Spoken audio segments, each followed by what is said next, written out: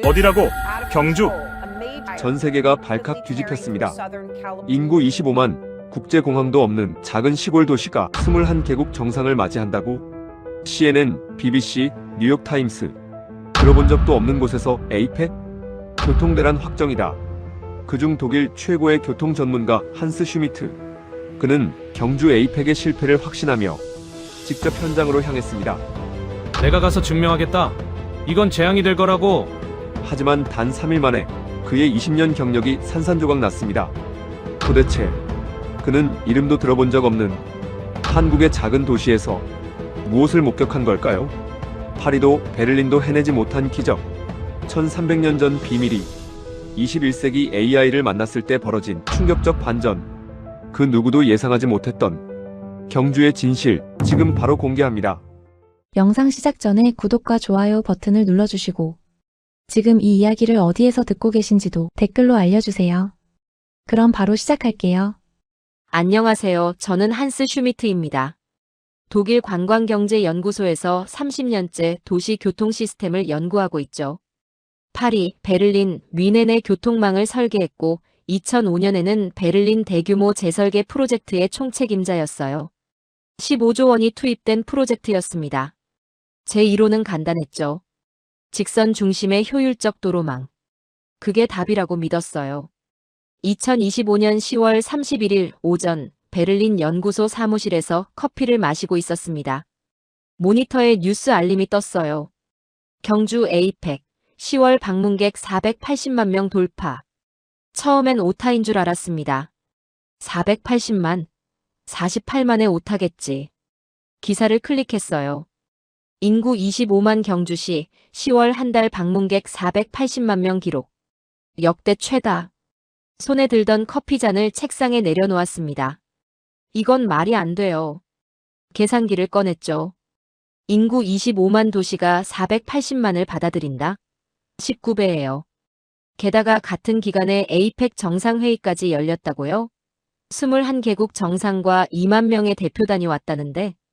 동료 마르쿠스가 제 옆으로 왔습니다. 한스, 이거 봤어? 한국이 또 뻥치는 거 아냐? 저도 고개를 끄덕였어요. 통계 오류겠지. 아니면 의도적 과장이거나. 하지만 뭔가 찝찝했습니다. CNN, BBC, 뉴욕타임스가 모두 같은 숫자를 보도하고 있었거든요.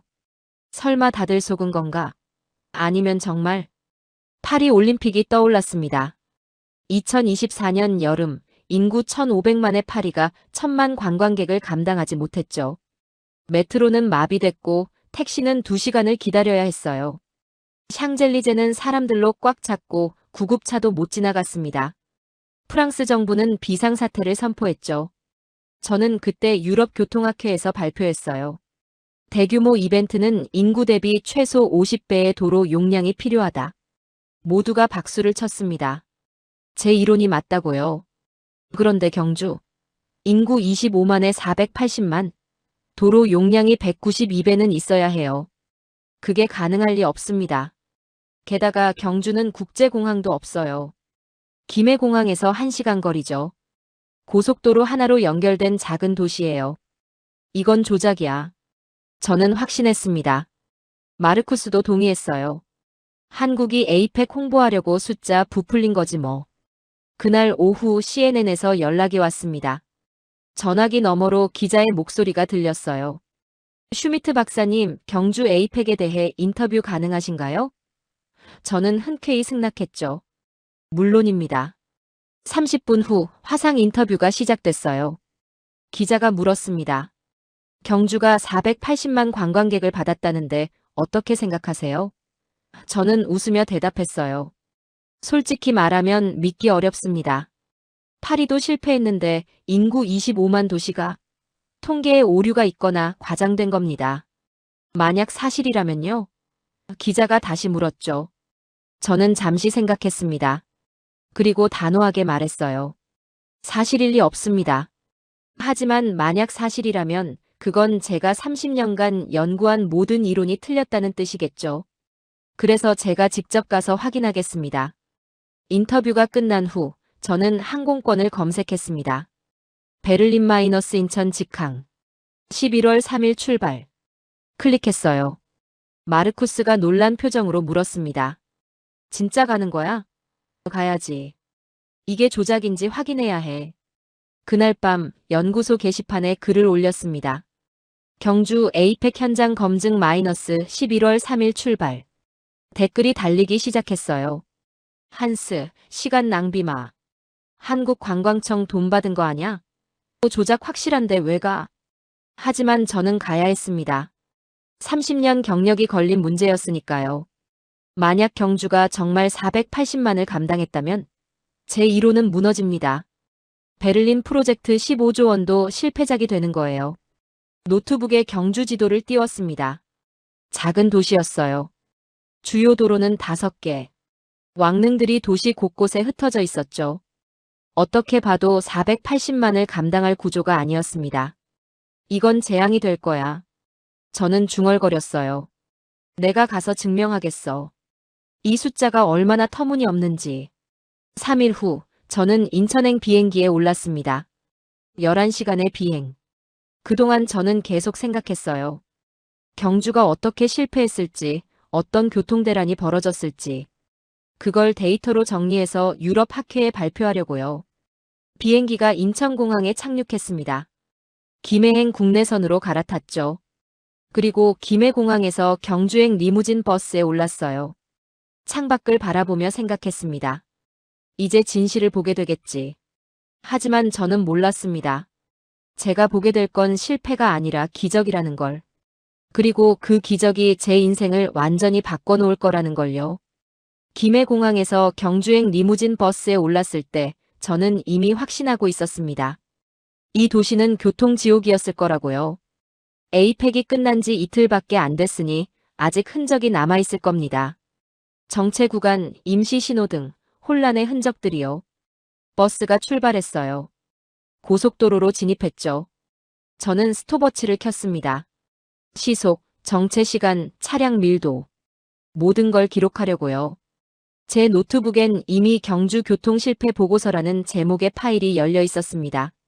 첫 10분은 평범했어요. 고속도로는 한산했죠. 하지만 이건 당연합니다. 에이펙이 끝났으니 외국 관광객들은 다 떠났을 테니까요. 진짜 문제는 경주 시내에서 터졌을 거예요. 30분쯤 지났을 때였습니다. 경주 톨게이트가 보였어요. 저는 긴장했죠. 파리 올림픽 때 톨게이트에서 2시간 정체가 있었거든요. 차들이 빠져나가지 못해서요. 그런데 이상했습니다. 차들이 막힘없이 빠져나가고 있었어요. 신호 하나 없이 자동요금 정산 시스템으로 3초 만에 통과했습니다. 뭐지? 저는 메모했어요. 톨게이트 시스템 우수. 하지만 시내는 다를 것. 버스가 경주 외곽으로 들어섰습니다. 저는 창밖을 주시했어요. 도로 표지판들이 보였죠. 불국사, 첨성대, 대릉원. 관광지 이름들이었습니다. 그리고 놀라운 걸 발견했어요. 차들이 분산되고 있었어요. 톨게이트를 빠져나온 차량들이 세 갈래로 나뉘더니 자연스럽게 흩어졌습니다. 마치 물이 여러 수로로 흐르듯이요. 이건. 저는 GPS 앱을 켰습니다. 실시간 교통 상황을 확인했죠. 초록색이었어요. 모든 도로가 원활했습니다. 빨간색 정체 구간이 하나도 없었어요. 에이펙이 끝난 지 이틀밖에 안 됐는데 뭔가 이상했습니다. 버스 기사님께 물었어요. 실례지만 에이펙 때 교통이 어땠나요? 기사님이 백미러로 저를 보며 웃었습니다. 외국 분이신가 보네요. 괜찮았어요. 평소랑 비슷했죠. 평소랑 비슷하다고요? 제 목소리가 높아졌어요. 21개국 정상과 2만 명이 왔는데요. 기사님이 고개를 끄덕였습니다. 네, 그래도 괜찮았어요. 경주시에서 뭔가 시스템을 잘 만들어놨나 봐요. 저는 믿을 수 없었습니다. 시스템? 무슨 시스템이 인구 25만 도시를 500만 도시로 만들 수 있단 말인가요? 경주 시내로 들어갔습니다. 제 예상으로는 여기서부터 정체가 시작될 거였어요. 좁은 도로, 관광객들, 신호등. 파리의 악몽이 재현될 거라고요. 하지만 달랐습니다. 도로가 곡선이었어요. 직선이 아니라 부드럽게 휘어진 곡선. 차들이 그 곡선을 따라 자연스럽게 흐르고 있었죠. 속도는 느렸지만 멈추지 않았어요. 신호등도 거의 없었습니다. 이상하다. 저는 메모하기 시작했어요. 곡선 도로. 신호등 최소화. 하지만 정체 없음. 어떻게? 그때 창밖으로 거대한 둥근 언덕이 보였습니다. 버스 기사님이 말했어요. 대릉원이에요. 신라 왕릉들이죠. 언덕. 아니, 왕릉이 도시 한복판에 있었어요. 5개, 6개. 아니, 10개가 넘었습니다. 그리고 저는 발견했어요. 차들이 왕릉 사이로 지나가고 있다는 걸요. 왕릉과 왕릉 사이 그 공간으로 도로가 나 있었습니다. 마치 미로처럼요. 차들은 왕릉어를 지나 왕릉비 옆을 돌아 왕릉시를 거쳐서 목적지로 갔어요. 직선이 아니었죠. 하지만 막히지 않았습니다. 이게 뭐지? 제 머릿속이 복잡해졌어요. 도시계획 이론상 이건 말이 안 됩니다. 장애물이 많을수록 교통은 느려져요. 그런데 경주는 왕릉이라는 거대한 장애물 투성이인데도 차가 잘 흘러가고 있었어요. 호텔에 도착했습니다. 힐튼 경주 에이펙대. 트럼프 대통령이 묵었다는 곳이죠. 체크인하면서 프론트 직원에게 물었습니다. 에이펙대 정말 교통이 괜찮았나요? 직원이 밝게 웃었어요. 네, 시청에서 AI 시스템 돌렸다고 하더라고요. 실시간으로 차량 분산한다나 뭐라나. 덕분에 저희도 출근 문제 없었어요. AI 시스템, 차량 분산. 저는 더 궁금해졌습니다.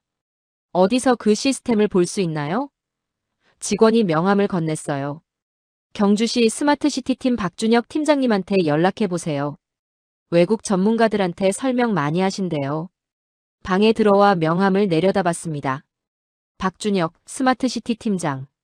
전화번호와 이메일이 적혀 있었죠. 저는 바로 이메일을 보냈어요. 안녕하세요. 독일 관광경제연구소의 한스 슈미트입니다. 경주 교통 시스템에 대해 인터뷰하고 싶습니다. 노트북을 열고 오늘 본 것들을 정리하기 시작했습니다. 제목은 여전히 경주 교통 실패 보고서였어요. 하지만 쓸 내용이 없었습니다. 실패가 없었거든요. 창밖을 바라봤습니다. 해가 지고 있었어요. 왕릉들 위로 노을이 펼쳐졌죠. 그 사이로 차들이 여전히 흐르고 있었습니다. 불빛을 켜고 천천히 하지만 막힘없이. 도대체 뭘 본 거지? 저는 혼잣말을 했어요. 30년간 연구했던 이론들이 흔들리기 시작했습니다. 직선이 빠르다고 배웠는데 경주는 곡선이었어요. 장애물을 피해야 한다고 배웠는데 경주는 왕릉을 안고 있었죠. 이메일 알림이 울렸습니다. 박준혁 팀장이었어요. 슈미트 박사님, 내일 오전 10시 교통관제센터에서 뵙겠습니다. 모든 걸 보여드리죠. 저는 답장을 보냈습니다. 감사합니다. 내일 뵙겠습니다. 그리고 창밖을 다시 봤어요. 첨성대 방향에서 불빛이 보였습니다. 천년된 석탑이 조명을 받아 빛나고 있었죠. 내일이면 알게 되겠지. 저는 생각했어요. 이게 조작인지 아니면 뭐죠? 설마 진짜일까요? 25만 도시가 500만을 감당했다는 게, 제 이론이 틀렸다는 게. 잠들기 전 저는 마지막으로 메모했습니다. 첫 번째 균열 경주는 실패하지 않았다. 다음 날 아침 9시 50분 택시를 타고 경주시청으로 향했습니다. 운전기사님이 말을 걸었어요. 어디서 오셨어요? 독일에서 왔습니다. 아, 에이펙 보러 오셨구나. 잘 됐죠? 저는 대답 대신 질문했어요. 정말 교통이 괜찮았나요? 기사님이 웃었습니다. 제 장사는 안 괜찮았죠. 택시 안 막혀서 손님들이 편하게 다녔거든요. 교통관제센터는 시청 3층에 있었습니다. 문을 열고 들어서자 거대한 LED 스크린이 벽 한쪽을 가득 채우고 있었어요. 경주 시내 지도가 실시간으로 떠 있었죠. 파란 점들이 움직이고 있었습니다. 차량들이었어요. 슈미트 박사님이시죠? 30대 후반으로 보이는 남성이 다가왔습니다. 안경을 낀 얼굴에 자신감이 가득했어요. 박준혁입니다. 스마트시티 팀장이에요. 악수를 나눴습니다. 그의 손은 따뜻했죠. 여기서 모든 걸 관제하나요? 제가 물었어요. 박 팀장이 고개를 끄덕였습니다. 네, 경주 시내 300개 지점을 실시간으로 모니터링해요. CCTV, 신호등, 주차장, 모든 게 연결돼 있죠. 그가 태블릿을 꺼냈습니다. 화면을 조작하자 대형 스크린에 새로운 화면이 떴어요. 경주 지도 위에 두 개의 선이 겹쳐져 있었습니다. 하나는 빨간색, 하나는 파란색. 이게 뭐죠? 제가 물었어요. 박 팀장이 빨간 선을 가리켰습니다. 이게 현재 경주의 주요 도로예요. 5대 간선도로죠. 그리고 파란 선을 가리켰어요. 이게 1300년 전 신라 시대 도로입니다. 저는 숨을 멈췄습니다. 두 선이 거의 완벽하게 겹쳐져 있었어요. 오차가 있다면 몇 미터?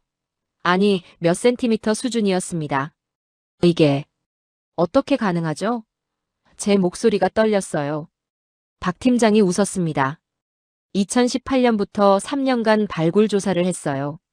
신라 왕도의 도로망을 복원했죠. GPS 좌표로 정확히 매핑했고요. 그래서요? 그 데이터를 AI에 학습시켰습니다. 그가 화면을 다시 전환했어요. 이번엔 23개의 빨간 점이 지도에 찍혀 있었습니다. 이게 경주의 23개 왕릉이에요. 대릉원, 천마총, 황남대총. 저는 어제 본 그 왕릉들을 떠올렸습니다. 도시 곳곳에 흩어져 있던 거대한 언덕들. 왕릉이 교통과 무슨 상관인가요? 박 팀장이 진지한 표정을 지었어요. 왕릉은 단순한 무덤이 아닙니다. 신라인들은 왕릉을 도시의 숨구멍으로 설계했어요. 왕릉 주변엔 항상 빈 공간이 있죠. 그 공간이 자연스러운 완충지대가 되는 겁니다. 완충지대? 네. AI가 실시간으로 차량 밀도를 측정해요. 특정 구역에 차가 몰리면 자동으로 왕릉 주변 도로로 우회시킵니다. 신호등 하나 안 바꾸고요. 내비게이션 앱을 통해서요. 제 머릿속이 하얗게 변했습니다. 이건 천재적인 발상이에요. 파리는 개선문 하나로 차를 모았죠. 그래서 정체가 생겼고요. 하지만 경주는 23개의 분산 지점이 있었던 겁니다. 그럼 에이펙 때는? 제가 물었어요. 박 팀장이 새로운 데이터를 띄웠습니다.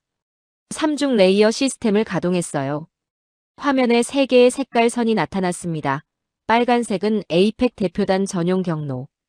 힐튼 호텔, 화백 컨벤션 센터, 불국사를 잇는 최단 거리죠. 파란색은 일반 관광객 분산 경로. 23개 왕릉 주변으로 자동 분산됩니다. 초록색은 지역 주민 생활 경로. 기존 도로를 유지했어요. 세 경로가 겹치지 않나요? 박 팀장이 화면을 확대했습니다. 겹침률 3% 미만이에요. AI가 0.3초마다 재계산하거든요. 어느 경로에 차가 몰리면 즉시 다른 경로로 유도합니다. 저는 의자에 앉았습니다. 다리에 힘이 풀렸어요. 이건 제가 본 적 없는 시스템입니다. 박 팀장이 물을 건넸어요. 파리나 베를린과 다르죠? 다르다는 게 아니에요. 차원이 달랐습니다. 파리는 2차원 교통 설계예요. 평면 위에 선을 긋는 거죠. 하지만 경주는 3차원이었습니다. 시간까지 계산해 넣은 4차원이라고 해야 할까요? 실제 데이터를 보여드릴까요? 박 팀장이 엑셀 파일을 열었습니다. 숫자들이 쏟아졌어요. 에이펙 기간 교통사고 0건, 평균 이동시간 18분, 에이펙 이전 16분, 최대 정체시간 4분, 대중교통 이용률 68%, 평소 45%, 주민 만족도 83%. 83%라고요? 제가 놀라서 물었어요. 에이펙 같은 대형 행사 때 주민 만족도가 80%를 넘는다고요? 박 팀장이 웃었습니다. 주민들 생활에 영향이 없었으니까요. 출근길도 퇴근길도 장 보러 가는 길도 다 평소와 같았어요. 저는 파리를 떠올렸습니다. 올림픽 때 파리 주민 만족도는 23%였어요. 대부분이 다시는 올림픽 안 한다고 했죠. 경주는 정반대였습니다. 어떻게 이게 가능하죠? 저는 진심으로 물었어요. 1300년 전 도로를 쓰는 게 왜 더 효율적인 건가요? 박 팀장이 자리에 앉았습니다. 진지한 표정이었어요. 신라인들은 별을 보고 길을 만들었어요. 첨성대 아시죠? 천문대예요. 그들은 하늘의 질서를 땅에 구현했습니다. 직선이 아니라 곡선으로요. 사람이 걷기 편한 자연스러운 흐름으로요. 그게 현대교통에도 통한다고요? 통합니다. 박 팀장이 단호하게 말했어요. 직선은 빠르지만 정체를 만들어요. 모두가 같은 길로 몰리니까요. 하지만 곡선은 자연스럽게 분산시킵니다. 속도는 조금 느려도 결국 더 빠르게 도착해요. 저는 제 노트북을 꺼냈습니다. 2005년 베를린 프로젝트 파일을 열었어요. 제가 설계한 도로망. 모두 직선이었습니다. 효율을 위해서요. 만약. 제 목소리가 떨렸어요. 만약 베를린을 경주 방식으로 재설계한다면 박 팀장이 제 노트북을 들여다봤습니다. 한번 계산해 볼까요? 30분 후 결과가 나왔습니다. 화면에 숫자가 떴어요.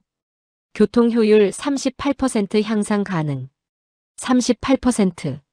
제가 15조를 들여 만든 베를린이 38%나 비효율적이었다는 뜻입니다. 이건. 저는 말을 잇지 못했어요. 박 팀장이 조용히 말했습니다.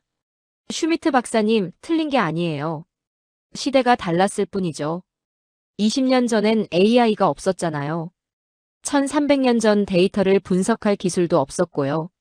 하지만 위로가 되지 않았습니다. 제 20년 경력이 흔들리고 있었거든요. 더 보여드릴 게 있어요. 박 팀장이 일어섰습니다. 직접 가보시죠. 첨성대요. 밤에 보시면 이해가 될 겁니다. 저는 고개를 끄덕였습니다. 하지만 이미 알고 있었어요. 제가 틀렸다는 걸요. 교통관제센터를 나와 호텔로 돌아왔습니다. 머릿속이 복잡했어요. 박준혁 팀장이 보여준 데이터가 계속 떠올랐죠. 38%. 베를린이 경주보다 38% 비효율적이라는 숫자요. 방에 들어와 노트북을 열었습니다. 2005년 베를린 프로젝트 파일이 화면에 떴어요. 제가 3년간 매달린 설계였죠. 독일 정부가 15조 원을 투입했고 유럽 전체가 주목했습니다.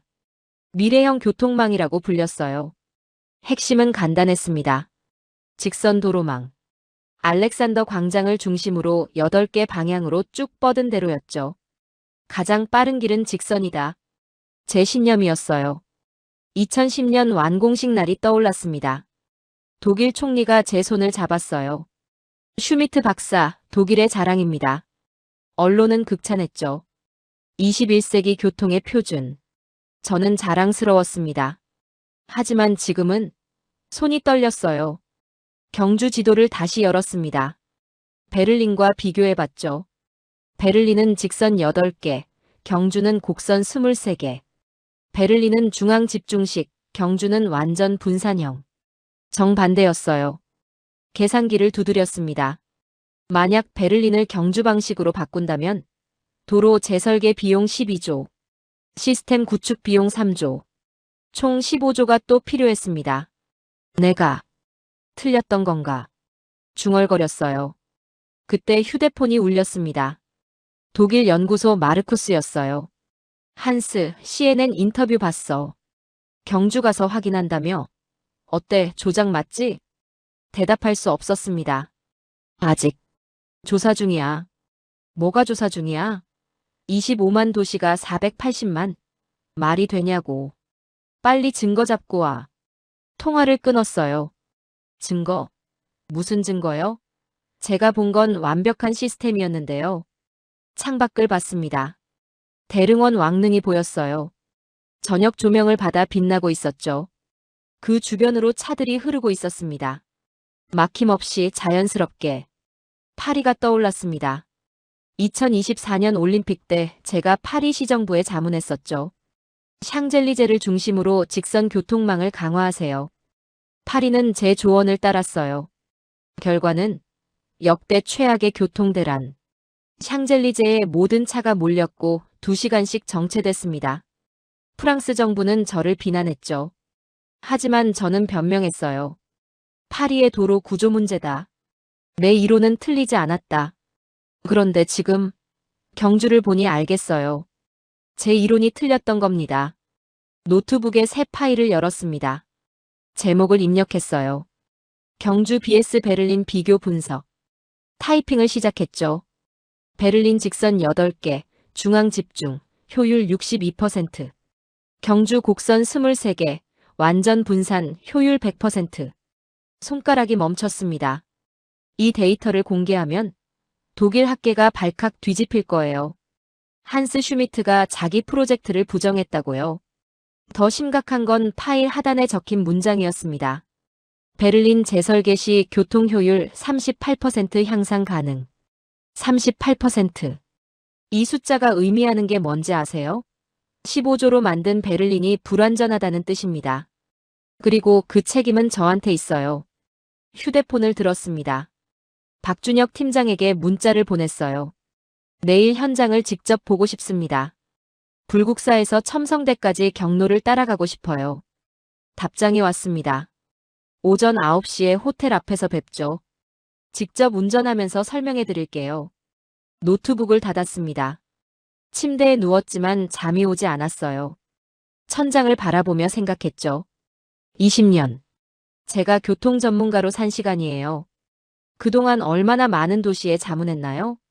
베를린, 파리, 뮌헨, 함부르크. 모두 제 이론대로 설계됐습니다. 직선 중심, 중앙 집중형. 그런데 만약 그게 다 틀렸다면, 만약 경주가 맞다면, 제 커리어가 무너지는 소리가 들렸습니다. 새벽 3시 다시 노트북을 켰습니다. 유럽교통학회 홈페이지에 들어갔어요. 제 논문이 올라와 있었죠. 직선 교통망의 효율성 연구 마이너스 베를린 사례. 다운로드 12만 회. 유럽교통학의 바이블이라 불렸습니다. 댓글을 읽었어요. 슈미트 박사 덕분에 우리 도시도 재설계했습니다. 직선 이론 정말 혁명적입니다. 가슴이 답답했습니다. 제 이론을 믿고 따른 도시들. 그들도 다 틀린 길을 간 건가요? 창밖이 밝아오고 있었습니다. 잠을 한숨도 못 잤어요. 세면대에 가서 찬물로 얼굴을 씻었습니다. 거울에 비친 제 모습. 52세, 100발이 늘었네요. 오늘 확인하자. 거울 속 제게 말했어요. 경주 도로를 직접 달려보자. 정말 곡선이 더 나은지. 하지만 이미 알고 있었습니다. 박준혁 팀장의 데이터가 거짓말할 리 없으니까요. 시계를 봤습니다. 오전 7시. 2시간 후면 진실과 마주하겠죠. 제 15조짜리 실수와도요. 오전 9시 박준혁 팀장이 호텔 앞에서 기다리고 있었습니다. 그의 차는 현대 SUV였어요. 타세요. 오늘은 제가 가이드입니다. 불국사로 향했습니다. 저는 GPS를 켜고 경로를 확인했어요. 직선 거리 12km. 하지만 실제 도로는 18km였죠. 1.5배 더 멀었습니다. 이렇게 돌아가는데 빠르다고요? 제가 물었어요. 박 팀장이 웃었습니다. 시간 재보시죠. 출발했어요. 도로는 완만한 곡선이었습니다. 왕릉을 지나고 연못을 돌고 다시 왕릉 사이로 빠져나갔죠. 신호등은 거의 없었어요. 19분 후 불국사에 도착했습니다. 19분이요? 저는 놀랐어요. 직선 도로였으면 25분 걸렸을 겁니다. 신호등 대기 때문에요. 박 팀장이 설명했죠. 말이 안 됐습니다. 더 멀리 돌아갔는데 더 빨랐어요. 신호등이 없어서 그런 건가요? 그것도 있지만 속도 조절이 자연스러워서예요. 곡선은 사람을 천천히 가게 만들지만 멈추게 하지 않아요. 첨성대로 이동했습니다. 또 곡선 도로였죠. 차들이 왕릉 주변을 자연스럽게 흘러갔어요. 13분 만에 도착했습니다. 이해가 안 가요. 제가 말했어요. 직선이 더 빠른 게 상식인데. 박 팀장이 차를 세웠습니다. 박사님, 직선은 빠르지만 병목을 만들어요. 모두가 같은 길로 가니까요. 하지만 곡선은 자연스럽게 분산시켜요. 그때 제 휴대폰이 울렸습니다. 독일 번호였어요. 딸 에밀리였죠. 아빠, 에밀리 무슨 일이야? 목소리가 떨리고 있었습니다. 아빠, 오늘 이상한 일이 있었어. 무슨? 베를린 교통공사 팀장이 날 불렀어. 그러더니 내 아버지 지금 한국에서 이상한 소리 하고 있다던데? 라고 하는 거야. 가슴이 철렁했습니다. 뭐라고 대답했어? 아무 말 못했어. 그냥 모른다고 했지. 아빠, 무슨 일 있어? 회사 분위기가 심상치 않아. 에밀리는 26살입니다. 베를린 교통공사에서 6개월째 인턴으로 일하고 있어요. 다음 달에 정규직 전환 심사가 있죠. 제 딸의 미래가 걸린 순간이에요. 에밀리, 괜찮아. 아빠가 처리할게. 아빠, 이 인턴십은 내 전부야. 제발 이상한 짓 하지 마. 목소리에 눈물이 섞여 있었습니다. 알았어. 걱정 마. 통화를 끊었어요. 손이 떨렸습니다. 박 팀장이 조용히 물었어요. 가족분이신가요? 딸입니다. 베를린 교통공사에서 인턴 중이에요. 아. 그가 상황을 이해한 듯 고개를 끄덕였습니다. 박 팀장님. 제가 말했어요. 제가 만약 경주 시스템이 옳다고 발표하면 베를린 프로젝트가 부정당해요. 그럼 제 딸도. 말을 잇지 못했습니다. 박 팀장이 차를 다시 출발시켰어요. 박사님, 선택은 박사님 몫입니다. 진실을 말할지 침묵할지. 침묵이 흘렀습니다. 호텔로 돌아왔습니다. 방에 들어오자마자 또 전화가 울렸어요. 아내 잉그리드였습니다. 한스, 에밀리한테 들었어. 당신 지금 뭐 하는 거야? 잉그리드, 나는 그냥 연구를. 연구? 20년 전에도 그랬잖아. 당신의 정의감 때문에 우리가 얼마나 힘들었는데. 이번엔 에밀리까지 위험해. 하지만 진실은. 진실? 진실이 밥 먹여줘? 에밀리 미래가 진실보다 중요하지 않아? 아내가 소리쳤습니다. 한스, 제발. 가족을 생각해. 전화를 끊고 침대에 앉았습니다. 책상 위에 2개의 것이 놓여 있었어요. 노트북과 에밀리 사진. 노트북엔 경주 데이터가, 사진엔 웃고 있는 딸이 있었죠. 저녁 7시 박 팀장에게서 이메일이 왔습니다. 에이펙 기간 전체 데이터 1200시간 분량입니다. 모든 CCTV, 모든 차량 이동 기록. 필요하시면 드릴게요. 1200시간 데이터. 이걸 공개하면 경주가 거짓말을 하지 않았다는 게 증명돼요.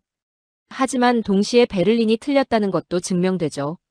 휴대폰을 내려다봤습니다. 에밀리가 보낸 마지막 문자가 있었어요. 아빠, 사랑해. 아빠가 옳은 일 한다는 거 알아. 근데 이번엔 나 좀 생각해줘. 눈물이 났습니다. 52년을 살면서 이렇게 힘든 선택은 처음이었어요. 딸의 미래와 진실. 둘 중 하나를 포기해야 했습니다. 새벽 2시까지 잠을 못 잤습니다. 계속 생각했어요. 내가 침묵하면 에밀리는 정규직이 되겠죠. 하지만 나는 평생 거짓 속에서 살아야 해요. 내가 진실을 말하면 유럽 학계가 저를 공격할 겁니다. 에밀리도 피해를 받을 거예요. 하지만 적어도 거짓말은 아니에요. 아침 6시 결심했습니다. 에밀리에게 전화했어요. 에밀리, 아빠가 한 가지 물어볼게. 아빠가 거짓말로 너를 지키는 것과 진실로 싸우는 것 중 어느 걸 원해? 긴 침묵이 흘렀습니다. 그리고 딸이 울먹이며 말했어요. 아빠. 아빠가 옳은 일하는 걸 원해요. 회사는 다시 찾으면 돼. 근데 아빠 명예는 하나뿐이잖아. 전화를 끊고 노트북을 열었습니다. 박 팀장에게 답장을 보냈어요. 1200시간 데이터 주세요. 모두 공개하겠습니다. 이제 돌아갈 수 없는 강을 건넜습니다. 오전 8시 이메일 알림이 폭발했습니다. 50개, 100개, 200개. 모두 같은 제목이었어요. 슈미트 박사, 이게 사실입니까? 첫 번째 이메일을 열었습니다. 유럽 도시계획학회 회장 페터 슈바르츠였어요. 한스, 자네 CNN 인터뷰 영상이 유럽 전역에 퍼지고 있네. 경주를 칭찬했다던데. 정신이 있나? CNN 인터뷰? 저는 어제 인터뷰를 하지 않았는데요. 유튜브를 검색했습니다. 영상이 떠 있었어요. 3일 전 제가 했던 CNN 화상 인터뷰였죠. 경주는 불가능하다고 말했던 그 영상. 그런데 밑에 새 영상이 올라와 있었습니다. 제목 한스 슈미트, 경주에서 입장 바꾸다. 누가 찍은 거죠? 어제 첨성대에서 박 팀장과 대화하던 장면이었어요. 곡선이 더 효율적일 수 있다는 제 말이 녹음돼 있었습니다. 조회수 50만. 댓글이 폭주하고 있었어요. 슈미트가 한국한테 매수당했다. 베를린 프로젝트 사기극 아니냐? 15조 돌려내라. 심장이 빠르게 뛰었습니다. 휴대폰이 울렸어요. 독일 연구소장이었습니다. 한스, 지금 당장 설명해. 소장님, 제가. 닥치게. 페터 슈바르츠가 긴급 기자회견을 열었어. 자네를 공개 비난하고 있다고. 컴퓨터로 생중계를 켰습니다. 베를린 프레스센터. 페터 슈바르츠가 단상에 서 있었어요. 60대 백발의 권위자죠. 그가 서류를 들어올렸습니다. 여러분, 충격적인 사실을 공개합니다. 한스 슈미트는 경주시로부터 항공권과 호텔을 제공받았습니다. 이것은 명백한 금전 매수입니다. 거짓말이었어요. 제가 스스로 비용을 냈는데. 하지만 패터는 계속했습니다. 그는 베를린 프로젝트를 부정하려 합니다. 15조 원이 투입된 독일의 자랑을 한국을 위해 팔아넘기고 있어요. 기자들이 플래시를 터뜨렸습니다. 질문이 쏟아졌죠. 슈미트 박사가 정말 매수됐나요? 베를린 프로젝트는 실패작인가요? 패터가 단호하게 대답했어요. 한스 슈미트는 독일의 수치입니다. 학계에서 추방해야 합니다. 화면을 껐습니다. 손이 떨렸어요. SNS를 확인했죠. 제 이름이 실시간 검색어 1위였습니다. 트위터, 페이스북 모든 곳에서 저를 비난하고 있었어요. 매국노 슈미트. 15조 사기꾼. 딸이 불쌍하다. 딸. 에밀리 이름까지 거론되고 있었습니다. 누군가 에밀리가 베를린 교통공사 인턴이라는 걸 알아낸 거예요. 아버지가 한국 편들면 딸은 어쩌려고. 댓글이 달려 있었습니다. 전화가 또 울렸습니다. 연구소장이었어요. 한스, 긴급 이사회가 열렸네. 소장님. 자네 사표를 수리하기로 결정됐어. 명예퇴직 형식으로 하면 연금은 지켜줄 수 있네. 하지만 저는 진실을. 진실? 자네가 경주 데이터를 조작했다는 게 진실인가? 조작하지 않았습니다. 증명할 수 있나? 패터가 자네를 고소할 준비를 하고 있어. 24시간 주겠네. 그때까지 사표 내지 않으면 강제 해임이야. 이게 마지막 배려일세. 전화가 끊겼습니다. 방 안에 혼자 남았습니다. 컴퓨터 화면엔 독일 뉴스가 떠 있었어요. 헤드라인 한스 슈미트, 한국에 매수되나. 제 사진이 크게 실려 있었죠. 에밀리한테서 문자가 왔습니다. 아빠, 오늘 회사 안 나갔어. 사람들 시선이 무서워. 다음 문자 아빠, 내가 잘못 말한 거야? 아빠한테 진실 말하라고 한 게. 눈물이 났습니다. 제 선택이 딸을 이렇게 만들었어요. 노트북 앞에 앉았습니다. 빈 문서를 열었죠. 사표라고 제목을 쳤습니다. 타이핑을 시작하려는데 손이 움직이지 않았어요. 이대로 포기하면 페터 슈바르츠가 이기는 겁니다. 거짓이 진실을 이기는 거예요. 휴대폰이 진동했습니다. 박준혁 팀장이었어요. 박사님, 뉴스 봤습니다. 네, 이거 보세요. 파일이 전송됐습니다. 열었습니다. 1200시간 에이펙 데이터였어요. 모든 CCTV 영상, 모든 차량 이동 기록, 모든 신호등 작동 로그. 이 데이터는 조작이 불가능합니다. 박 팀장의 문자가 이어졌어요. 21개국 정상이 지켜보는 상황에서 어떻게 조작하겠어요? 이걸 공개하면 페터 슈바르츠의 주장은 무너집니다. 다음 문자 박사님, 진실은 스스로를 증명합니다. 저는 사표 문서를 지웠습니다. 새 문서를 열었어요. 제목 더 GYEONGJU 패러다크스 마이너스 경주 역설의 진실. 타이핑을 시작했습니다.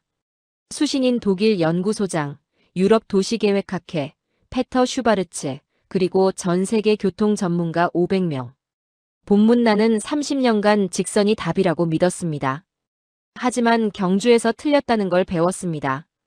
첨부한 1200시간 데이터가 증명합니다. 이것은 매수가 아닙니다. 이것은 과학입니다. 첨부 1200시간 CCTV 데이터, 베를린 마이너스 경주 비교 분석, 38% 효율 개선 보고서. 마우스를 발송 버튼 위에 올렸습니다. 클릭하면 제 인생이 바뀝니다. 에밀리의 인생도요. 하지만 진실은 누군가 말해야 합니다. 에밀리의 말이 떠올랐어요. 아빠 명예는 하나뿐이잖아. 클릭했습니다. 발송 완료. 이제 세계가 심판할 차례입니다. 이메일을 보낸 후 3시간. 침묵이었습니다. 아무도 답장하지 않았어요. 역시 소용없었나. 그렇게 생각하고 있었죠. 오후 1시 휴대폰이 울렸습니다. 모르는 미국 번호였어요. 한스 슈미트 박사님? 네, 그런데요. MIT 교통공학과 제임스 리입니다. 방금 박사님 데이터 받았습니다. 네. 놀랍습니다. 1200시간 데이터를 우리 AI로 분석했어요. 조작 흔적 0%. 이건 진짜예요. 손이 떨렸습니다. 정말입니까? 20분 후에 우리 검증 보고서 발표합니다. 박사님이 옳았어요. 전화를 끊자마자 이메일이 쏟아지기 시작했습니다. 도쿄대학교, 옥스퍼드, 스탠퍼드. 모두 같은 내용이었어요. 데이터 검증 완료. 경주 시스템 실제. 오후 3시 페터 슈바르츠의 사무실에서 긴급 성명이 나왔습니다. 한스 슈미트 데이터의 오류 가능성. 하지만 이미 늦었어요. MIT 보고서가 전 세계에 퍼진 후였죠. 저녁 6시 CNN이 특집을 냈습니다. 경주 기적 MIT가 증명하다. 앵커가 말했어요. 인구 25만 도시가 480만을 감당한 건 사실이었습니다. 그리고 독일 한스 슈미트 박사가 그것을 밝혀냈습니다. 휴대폰이 또 울렸습니다. 에밀리였어요. 아빠. 목소리가 밝았습니다. 회사에서 연락 왔어. 팀장이 사과했어. 그리고 정규직 제안했어. 정말? 응. MIT 보고서 보고 태도가 완전히 바뀌었대. 아빠가 옳았다고 베를린도 경주 방식 배워야 한다고. 눈물이 났습니다. 딸의 목소리가 이렇게 행복할 수 있구나. 다음 날 아침 박준혁 팀장이 호텔로 찾아왔습니다. 박사님, 황남빵 드셔봤어요? 아니요, 그게 뭔데요? 시진핑 주석이 극찬한 빵이에요. 거기 가보시죠. 특별한 걸 보여드릴게요. 황남빵 가게 앞에 줄이 300명 넘게 서 있었습니다. 저 사람들 차는 어디 세워요? 제가 물었어요. 박 팀장이 웃었습니다. 그게 포인트예요. 가게 주변엔 주차장이 없어요. 없다고요? 그럼 어떻게? 반경 500m 내 23개 소형 주차장으로 AI가 분산시켜요. 평균 도보 3분이죠. GPS 앱을 켰습니다. 정말 주차장이 23개로 흩어져 있었어요. 각각 20대씩만 수용 가능한 작은 주차장들. 큰 주차장 하나 vs 작은 주차장 여러 개. 경주는 후자를 선택했고 이겼어요. 제 머릿속에 베를린이 떠올랐습니다. 알렉산더 광장 지하의 2000대 수용 주차장. 항상 만차였고 들어가는 데만 평균 28분 걸렸죠. 파리 샹젤리제도 같았어요. 박 팀장이 말했습니다. 하나의 거대한 주차장. 그래서 모두가 몰려요. 경주는 480개 지점에 이런 시스템을 적용했어요. 그가 태블릿을 보여줬어요. 경주 전체 지도에 빨간 점 480개 에이펙 대 2만 대표단이 왔지만 주차 문제 0건이었어요. 감탄이 나왔습니다. 이게 진짜 미래 도시네요. 공항으로 가는 길, 박 팀장이 마지막 데이터를 보여줬습니다. 박사님 이메일 이후 일주일간 변화예요. 화면에 숫자들이 떴습니다. 경주 모델 문의 베이징, 교토, 로마, 파리, 런던. UN 헤비타트 공식 연구 착수 발표. 유럽 교통학회 한스 슈미트 특별 세미나 초청. 독일 연구소 사표 철회, 복직 제한. 페터 슈바르츠는요? 제가 물었어요. 사임했습니다. 거짓 주장 책임지고요. 김해공항에 도착했습니다. 박 팀장과 악수했어요. 고맙습니다. 제 인생을 바꿔주셨어요. 그가 웃었습니다. 박사님이 용기를 낸 거죠. 진실을 선택하셨잖아요. 보안 검색대를 지나며 뒤돌아봤습니다. 경주 방향이 저 멀리 보였어요. 작은 도시. 하지만 세계를 바꾼 도시. 비행기 안에서 노트북을 열었습니다. 제목을 적었어요. 더 GYEUNGJU 패러다크스 마이너스 작은 도시가 세계를 가르치다. 첫 문장을 썼습니다. 나는 30년간 틀렸다. 하지만 경주에서 배웠다. 도시는 크기가 아니라 지혜로 움직인다. 2주 후 베를린. 연구소 세미나실이 가득 찼습니다. 200명의 교통 전문가들이 앉아 있었어요. 제가 단상에 섰죠. 여러분, 저는 베를린 프로젝트 책임자였습니다. 15조를 들여 직선 도로망을 만들었죠. 침묵이 흘렀습니다. 하지만 경주에서 배웠습니다. 제가 틀렸다는 것을. 스크린에 경주 데이터가 떴습니다. 인구 25만이 480만을 감당했습니다. 비결은 세 가지였어요. 첫째, 역사를 지운 게 아니라 활용했습니다. 1300년 전 신라 도로를 AI가 82% 재현했죠. 둘째, 집중이 아니라 분산을 선택했습니다. 23개 왕릉이 완충 시스템으로 작동했어요. 셋째, 직선이 아니라 곡선을 신뢰했습니다. 신호 대기가 75% 감소했죠. 마지막 슬라이드를 띄웠습니다. 베를린을 경주 방식으로 재설계하면 38% 효율 향상 가능합니다. 정적이 흘렀습니다. 그리고 한 사람이 일어나 박수를 쳤어요. 에밀리였습니다. 제 딸이 첫 박수를 친 거죠. 이어서 한 명씩 일어났습니다. 200명 모두가 기립박수를 보냈어요. 3분간. 발표가 끝나고 복도에서 에밀리를 만났습니다. 아빠, 자랑스러워. 딸을 꼭 안았어요. 고마워, 에밀리. 내가 용기를 줬어. 연구소장이 다가왔습니다. 한스, UN 헤비타트에서 연락 왔네. 경주 모델을 세계 도시 가이드라인으로 제안한대. 정말입니까? 베이징이 이미 시범 사업 시작했고 로마도 검토 중이라네. 자네가 시작한 일이야. 창밖을 봤습니다. 베를린 거리가 보였어요. 직선 도로들. 하지만 이제 달라질 겁니다. 그날 저녁 호텔방에서 경주 방향을 바라봤습니다.